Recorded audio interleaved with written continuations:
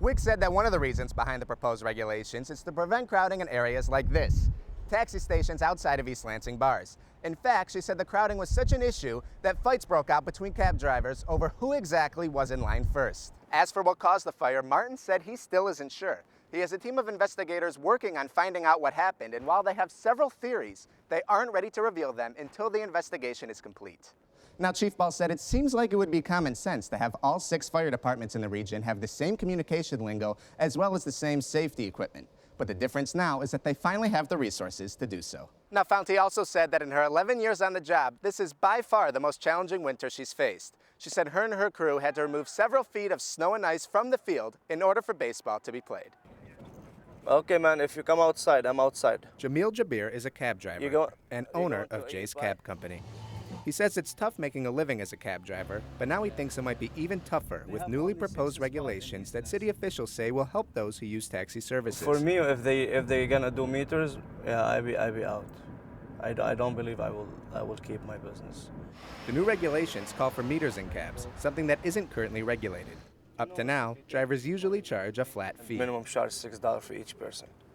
If I had a meter and I go there and there's no traffic, like during the night, it can take me like 3 minutes or 4 minutes to get there, stop here and stop there. It can cost maybe like $4 or $5. Aaron. East Lansing clerk Marie Wicks said there have been instances in the past where some passengers, namely international students, have been overcharged. The meter just makes sure that every passenger, every fare is being charged that same rate. These new regulations will also allow cabs to pick up and drop off between Lansing and East Lansing, something that hasn't been allowed. We think for a lot of reasons this is really good for not just the cab companies, but for hopefully the local economy. Wicks said that one of the reasons behind the proposed regulations is to prevent crowding in areas like this, taxi stations outside of East Lansing bars. In fact, she said the crowding was such an issue that fights broke out between cab drivers over who exactly was in line first. And the hope is that cabs will be more dispersed, so that they are not crowding in one particular area. The new regulations will look at driving records, but also call for more extensive background checks, drug testing, and criminal history checks for cab drivers. If they want to put meters in, I think they'll get less business, therefore. MSU student Cole Flashner uses cabs a lot. He says he's looking forward to more controlled rates that the meter will provide. Cabs, they already charge a minimum of $10 for one ride, which I already stay away from. But Jabir doesn't think that meters will prevent people from being ripped off. If I have meter and I need to rip you off, I can by Abbott. You see the traffic? You can take like half an hour to get there. I make more money. If this proposal is approved, the regulations could take effect as soon as this winter. For Focal Point, I'm Max Gunn.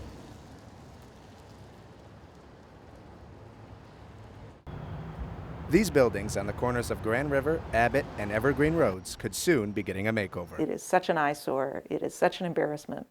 In the November election, East Lansing residents will vote on the proposed Park District plan to redevelop the area, which has been vacant for more than 10 years. The vote is to authorize the sale of land from the city to a developer. I have worked here for 9 years. Darcy Schmidt is the zoning and planning administrator for the city of East Lansing. She hopes the proposal is passed. Having more housing in the downtown really helps the vitality of a downtown. In addition to both student and non-student housing, the proposed plan includes building a hotel, office and retail space, and several parking lots. It makes our community more of a not just an evening community or a daytime community, an all-day, all-evening community, so that these businesses can thrive. I don't think that's a good way to buy property. But not everyone is voting yes. East Lansing resident Chris Root is against the plan. We know the location, we don't know what it's going to look like, and we don't know the cost. Root said the wording of the proposal on the ballot is another reason why she is voting no. You could write it so that it says, do you want to authorize a sale of this property for X purpose? But what they did instead was to say, will you authorize the city council to sell it if they decide to?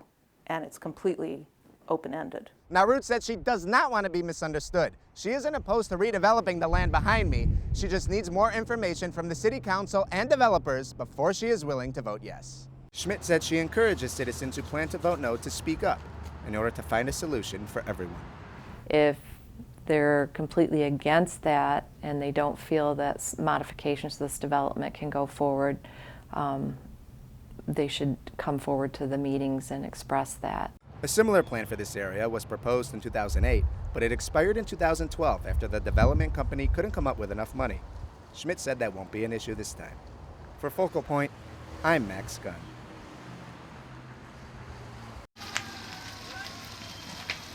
As black smoke filled the air, MSU students living in Chandler Crossings Building 6 could only hope for the best.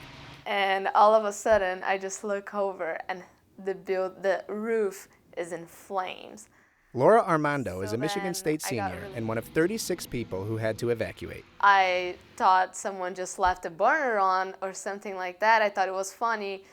Armando and others affected by the damage needed a new place to stay, so Chandler Crossings management called MSU grad student Shireen Korksan, who had a 4-bedroom apartment to herself. Hi, Shireen Korksan. There was a fire in Building 6, so 3 residents will be moving in within a few hours. I said, what?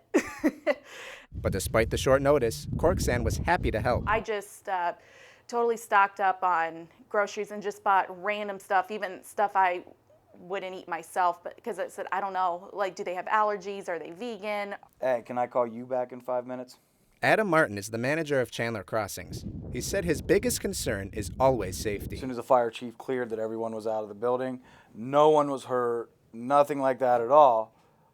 I was relieved, but then my mindset goes to management and to handling the students that were displaced. Martin said his well-prepared staff is the reason why affected residents had new homes within 12 hours. Like I tell my staff, you do the little things every single day, then the grand picture is not so grand.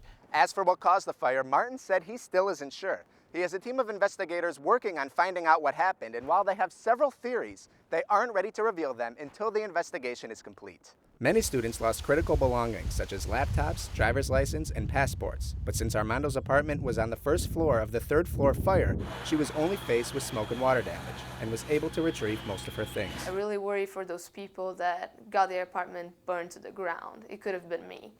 Armando said she doesn't know if and when she will be allowed back in her apartment, but the support has been overwhelming. From my friends that let me borrow blankets, pillows, clothes, shoes, it was amazing to see how much friends can do for you. Residents are being updated from the management company through calls, emails, texts, and Facebook posts. For Focal Point, I'm Max Gunn.